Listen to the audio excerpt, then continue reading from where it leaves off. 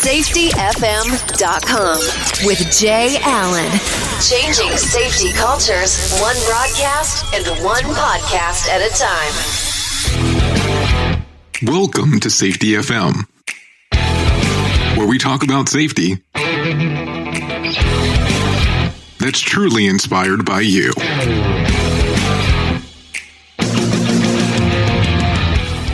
This episode of the broadcast and the podcast has been brought to you by Safety Focus Moment. They are consultants that want to get you to the safety culture that you've been looking for. For more information, go to safetyfocusmoment.com. Well, hello and welcome back, and thank you for coming to the show. It's been an interesting few weeks in regards to the last few episodes that have been going on. I want to say thank you. Thank you 1 million times, and that's not a joke.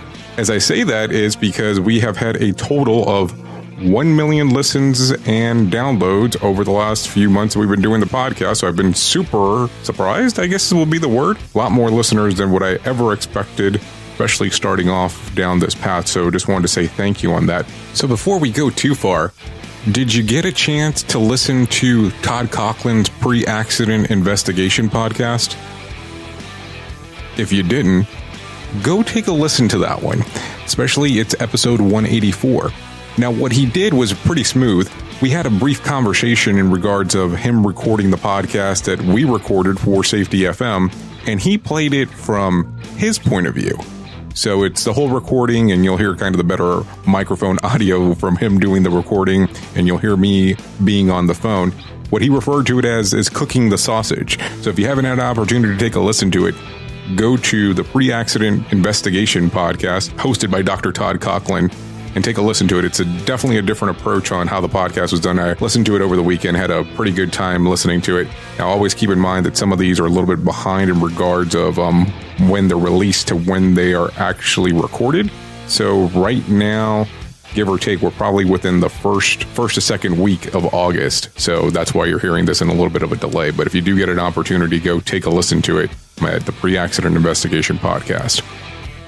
And I want to thank Dr. Conklin for giving us the opportunity to be on his podcast and him being on our podcast here at Safety FM. So thank you for going out of your way and doing that. I really do appreciate it.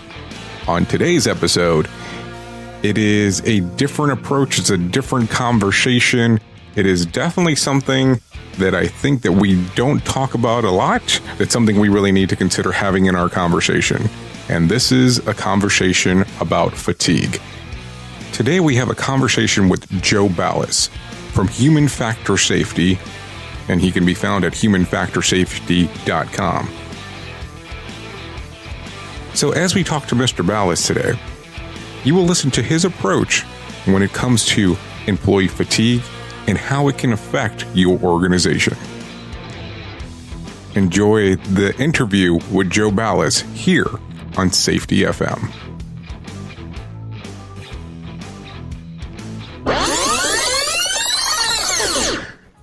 I have your website up, and so I'm going to address that a couple times in here. So I just want to make sure if there was anything in particular you wanted me to point out on your website.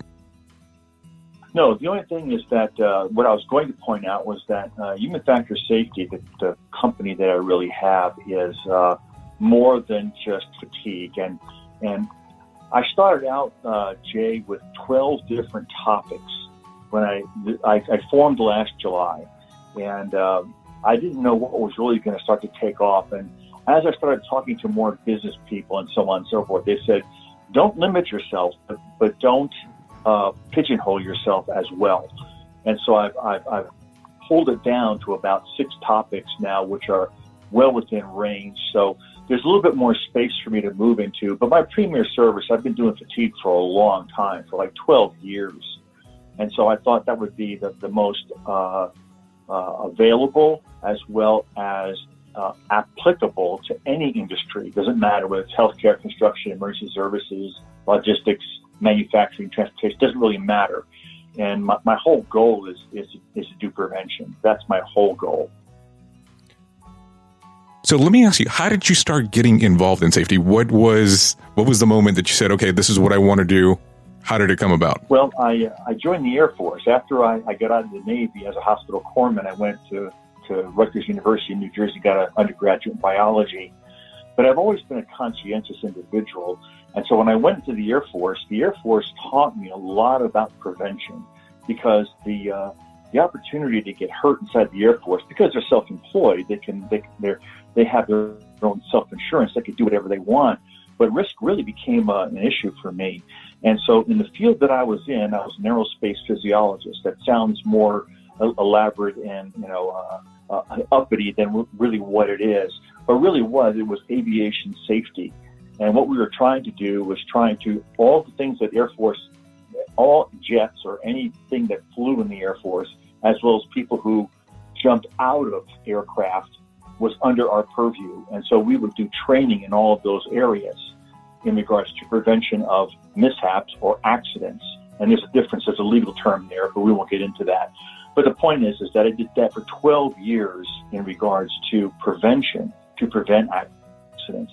And so after I got out, what do I do with all that? What do I do with my medical history? What do I do with my safety history? And so I started pursuing more jobs in the safety area. And so I worked for a contractor. I worked, actually, if you know what system safety is, I was a system safety engineer for about 5 years, as well as a human factors engineer for about 5 years. Then I worked OSHA for about 5 years. And so that's my whole background. So it's kind of a gemisch. It's eclectic. It's a matrix of things, but I really like the prevention aspect of things. So you reference a lot inside of that particular answer. So when you start looking into human factors in particular, how do you deem that behavior-based safety is not kind of the way to go and really start applying to the human factor aspect of the whole thing? Well, there's a difference between, I think there's a fine line between behavioral safety and human factors. Human factors borders more on the outcome of what the performance is going to look like. And to me, in my experience, there's been a little bit of the behavioral aspects in it. So it's not full psychology. And that's the way I think it's a differentiation point. There's a huge operational component to human factors, huge operational component. And that has to do with how does the person interface with whatever you're doing. So I have done software of how it interfaces with the human. I've done screen layouts for people. I have done station reworks for people. I have also designed boxes for carrying over long distances for people, for contractors and for employers. So that's the human performance aspect. How do we make it so the human can perform to their greatest capability, rather than behavioral-based safety, which is focusing on more of, I guess, behaviors, and it seems a little bit more ethereal, maybe to some folks, others not. And I always like to ask that question because I know that depending on the timeline, if you start talking about human organizational performance, or human factors as we're calling it here, and you say, hey, this is the better way of doing it opposed to behavior-based safety, depending on where you're at in your journey and point in time, people might look at you as you're crazy. And I'm not saying that to be mean, but it's just one of those things where it comes about where we're going, well, this is what's worked so far. So how are you all of a sudden looking at the new point of view on safety, and how does this work in comparison? I understand that. I think behavioral safety is more understood and probably more accepted because there's not a lot of safety folks that work in the system safety or in the human factors community that are in safety. And that's the reason why it is different and difficult to do this job. I would agree with you wholeheartedly there. But to me, I'm focusing on human performance. So I would just say it's an operational component.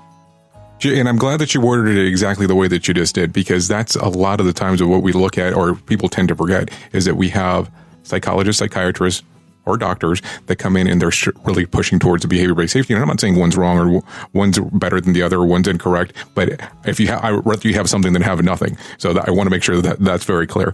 But it's one of those things that sometimes when you give some of these theories or what has worked in certain organizations per se, they don't want to hear it because they're basing it more of I look at the behavior and the psychology side of it. So I'm glad that you actually expanded so much into that.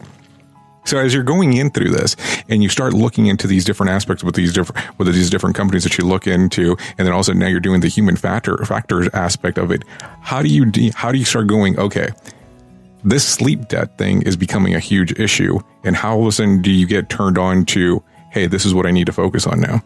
Okay. What I did is I retired from the Air Force in 2004, and I actually tried to start this company in 2004, and I gave it about a 3-month trial run. And I talked to a lot of people at that point in time. Unfortunately, the economy was so down that no one had any money, but they loved the material. They absolutely loved the material, and they were hungry for that, especially on the employee level. The management, they were kind of lukewarm, and they're counting their money and they're counting their pennies, and I understand that. And so I thought this would probably be resurrect this again, because I think there's a lot of information that's out there. So, for instance, if we can, there's first of all, there's a historical aspect to fatigue. There's a financial impact to fatigue. There is a work-related injury stats impact to fatigue. And there's also the current state of OSHA to fatigue. And that's the reason why I'm trying to bring this into the mainstream, actually to elevate it to the point where they look at it like ergonomics. When you go into a company and you start talking about this, and they're telling you, what is this? How do we look at this from a return on investment standpoint? How do those conversations go? Well, first of all, I've never had a conversation like that. Oh, good. That's great. That's great. That's really good to hear. I cannot get a conversation with an executive, with an operations manager, with a CFO, with a CEO. I cannot get it because I've been stiff-armed by a lot of people. Oh, okay. Well, then it's not good. Then okay, not good. Sorry. Then I thought you meant more along the lines that when you get to that particular point that you're in there, where they turn around, they just tell you, yeah, we notice that it's a factor, and all of a sudden they go, okay, let's have the conversation. So I guess what are they opposing? But Jay, I still have the numbers. I have numbers. They may not agree to the numbers. So if you go to the National Safety Council, what you can do is, and what I would tell anybody on the podcast or you, I would say, okay, construction costs $1.8 million per year they spend on fatigue-related types of things. Okay, so what are those kinds of things? Well, their workman comp insurance rates, their healthcare premiums, their employee replacement, their overtime, their absenteeism, their presenteeism, and those have dollar amounts associated with them. Now, they may not agree to that. They may say, well, your numbers are way off. That's okay, but they have the numbers. They have the numbers. So at least we have a time to say, okay, we may disagree on money, but the idea that the factors still exist and they still track those by numbers is still what's important. And so to me, the insurance agencies, which I would love to get into, but I don't think they're going to, that's the crown jewel. The insurance companies offering this program for fatigue or to have it part of their portfolio would be great. The next one is employers, and then down the line. Then it goes to safety, and then down the line. That's what I've discovered. So I would imagine at this point you've done a lot of research then in regards of how the ergonomics piece actually was able to get into, I guess, more of like the business aspect, or is that kind of where when you start looking into trying to implement this, is that kind of the same path that you want to go down, or did you see a lot of the struggles that they've actually went about in regards of trying to get this in? Well, I know ergonomics was passed by President Bill Clinton back, I think, in 1995, and the employers and industries rebelled against it because it was actually codified, and they felt that they could not actually, implement it because it would drive them out of business because they were having so many claims, or they thought they were hamstrung. But they backed off from there, and you can still do that. You can still report MSD injuries through OSHA systems, but you cannot find that on the Bureau of Labor and Statistics. If I type in fatigue, you're not going to find it. So the best thing I could do right now, my best selling point would be to make it a best practice. It's a best industry practice. As a matter of fact, fatigue is not codified anywhere, including in dangerous areas where you're talking about offshore drilling rigs or pipeline things. But some of them, those people, do have a fatigue risk management system that is used as a best practice. And so when you start looking into that and they have the system set up for best practice,